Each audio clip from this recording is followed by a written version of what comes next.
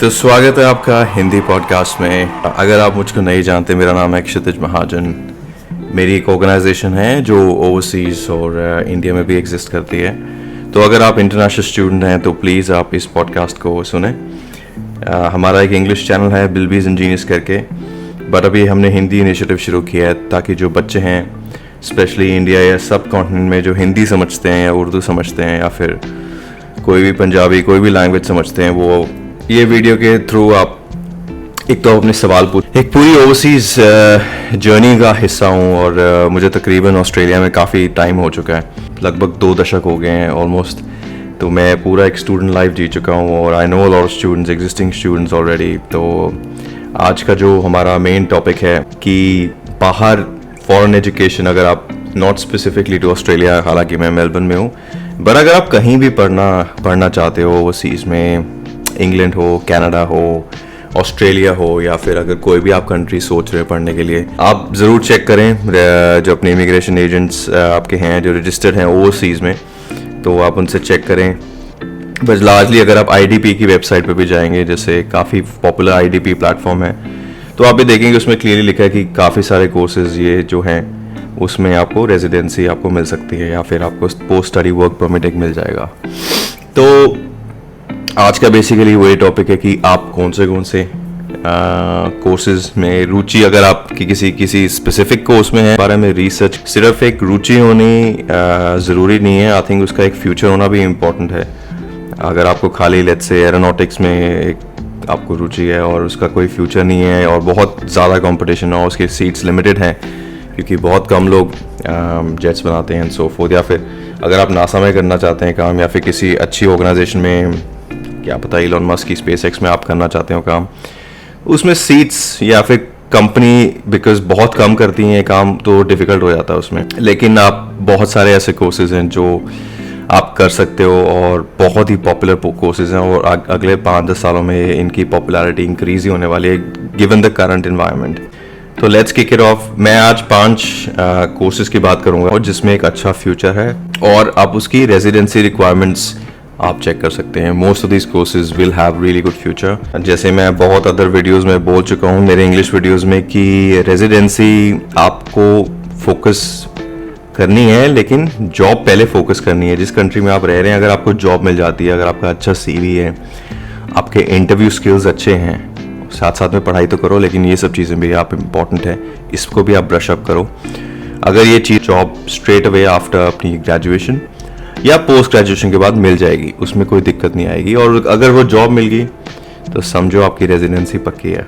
तो जॉब पे फोकस करें, रेजिडेंसी पे भी फोकस करें, ऐसा नहीं है, आपके पॉइंट्स पूरे होने चाहिए, तो वो भी इम्पॉर्टेंट एस्पेक्ट है। अपनी रिसर्च ज़रूर करें। और जो ये कोर्सेज हैं ये बहुत डिमांड है, क्योंकि मैं खुद एक ब्रॉड फील्ड में काम करता हूँ, अकाउंटिंग है, ऑडिटिंग है, उसमें काम करता हूँ। और मैं खुद काफ़ी इंटरव्यूज़, अगर मैं प्रोजेक्ट में काम करूँ तो इंटरव्यूज़ देता हूँ, तो उसमें ये सब जो कोर्सेज हैं काफ़ी हाईलाइट हो रहे हैं आजकल, काफ़ी इसकी जॉब्स अपॉर्चुनिटीज़ बढ़ गई हैं। तो पहला कोर्स जो मैं कहूँगा वो है sustainable development and environmental studies.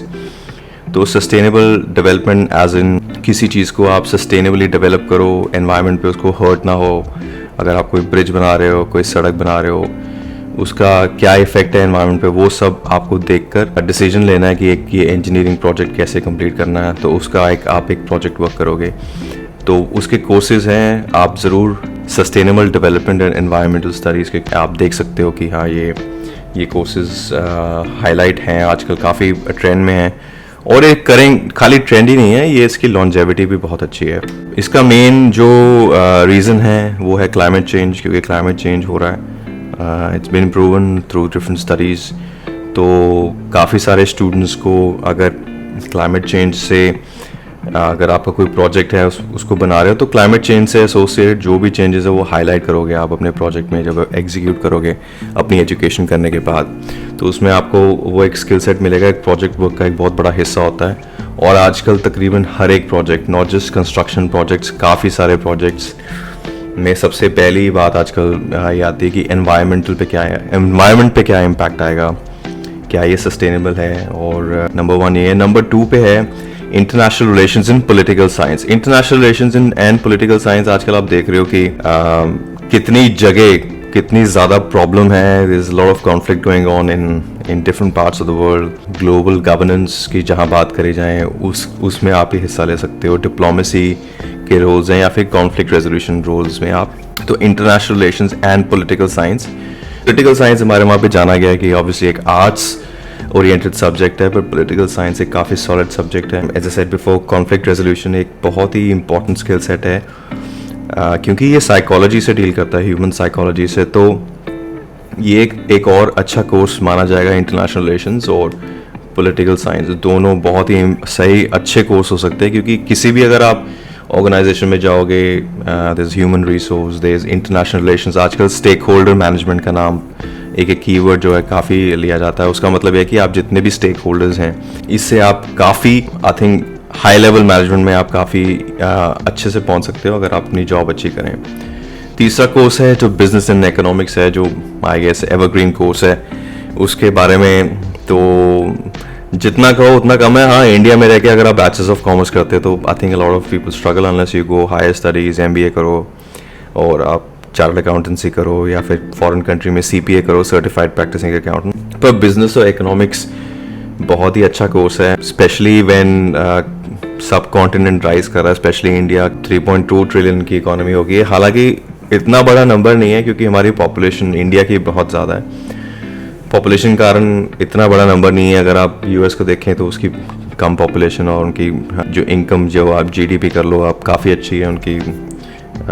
तो उससे कंपेयर आप नहीं कर सकते, it will take years and years to reach that, but still it's getting better। और अगले 10 सालों में जो एवरेज इनकम एक इंडियन की होगी वो डबल होने वाली है। सो आप देख सकते हो कि ग्रोथ, जैसे अगर 3 ट्रिलियन की इकोनॉमी तो अगले मे बी मोर अगर सब कुछ अच्छा रहा तो। उसमें बिजनेस और इकोनॉमिक्स का बहुत इंपॉर्टेंट एस्पेक्ट है। आप इसमें इंटरनेशनल बिजनेस पढ़ सकते हो, फाइनेंस पढ़ सकते हो और मार्केटिंग कर सकते हो। सो ये तीनों चीज़ें आप बिजनेस एंड इकोनॉमिक्स में पढ़ सकते हो। इसके बहुत सारे कोर्सेज हैं इसके रिलेटेड, आप पिक एंड चूज़ करें जो भी। अगर आपकी कोई रेलेवेंट फील्ड है, कॉमर्स कर रहे हैं या आपने +2 में कॉमर्स की है और अगर आपको नहीं मालूम कि किस ये कोर्सेज आप कंसिडर कर सकते हैं। अगला कोर्स है medicine and health care. Again काफ़ी इसमें काफ़ी हाई डिमांड आई है बिकॉज ऑफ द कोविड के कारण काफ़ी ये कोर्स रेलेवेंट है, नर्सिंग रेलेवेंट है, being a doctor, dentist. Doctor is obviously number 1 profession,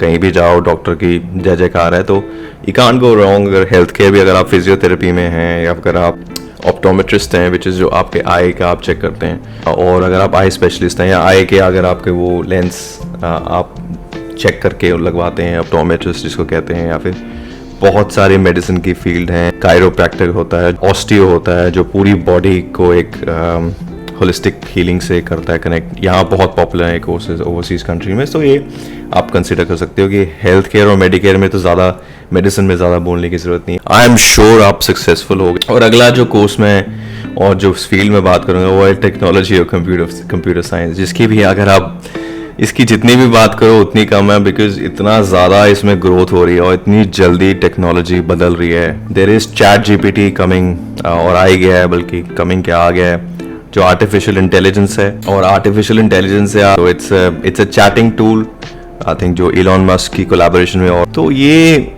इतना बढ़िया टूल है जिससे आप लिटरली उसको कमांड दोगे तो आपके कोड भी लिख के दे सकता है। हाँ, वो उसमें गलतियां जरूर होंगी, परफेक्ट टूल नहीं है क्योंकि अभी बेटा वर्जन ही है, अभी तो वो टेस्टिंग फेज में है। लेकिन जब वो करंट वर्जन उसका होपफुली लॉन्च होगा या एक नया वर्जन आएगा 1-2 सालों में जो मार्केट के लिए रेडी होगा, तो आप उसमें काफ़ी चीज़ें कर सकते हो। काफ़ी सारी jobs I think at stake होंगी, क्योंकि आप कोई क्वेश्चन करो, आप वो पूरा रिसर्च करके दे देगा। और टॉपिक कुड भी एनीथिंग, कि मूवी बनानी है, गाना लिखना, गाना लिख के दे देगा आपको, पोइट्री लिख के दे देगा, ग्राफिक डिज़ाइनिंग कर देगा। जो डैल एक और सॉफ्टवेयर है DALL-E करके, वो अगर आप यूज़ करोगे तो आप ड्राइंग बनवा सकते हो कुछ भी। अगर आपको देखना है कि यू हैव टू, अगर आपको क्रिएट करनी है पिक्चर, अगर show me a picture where dog is crossing the moon on a motor bike.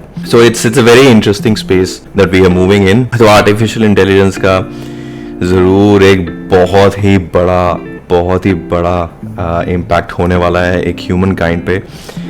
और अगर आप इसमें इन्वॉल्व हैं तो I think you just can't go wrong. So take artificial intelligence, data science, software engineering, you just can't go wrong. ये जो 3 जो courses हैं इतने सॉलिड हैं, तो ये अब यू कांट गो रॉन्ग। और ये 5 जो मैंने कैटेगरीज बताई हैं उसके काफ़ी सारी सब कैटेगरीज हैं, बड़े 5 मेजर जो कोर्सेज हैं, या फिर अगर आप 5 मेजर मेन जो हेडिंग्स हैं अगर, और मैं इसको बाकायदा ये जितनी भी डिस्क्रिप्शन है मैं आप अपनी वीडियो में नीचे डाल दूंगा, तो आप देख सकते हैं कि क्या क्या कोर्सेज हैं, ये क्या चीज़ है, थोड़ी सी डिस्क्रिप्टिव मैं आप उसमें वर्ड डाल दूंगा, और आप उसको चेक करें और आप उसको देखें कि आपको कौन सी फील्ड पिक करनी है। और आप ये जो कोर्सेज है मैंने सब कॉन्टिनेंट के स्टूडेंट्स जो इंटरनेशनल एजुकेशन के लिए जाना चाहते हैं किसी भी कंट्री में, उनके लिए बनाया है।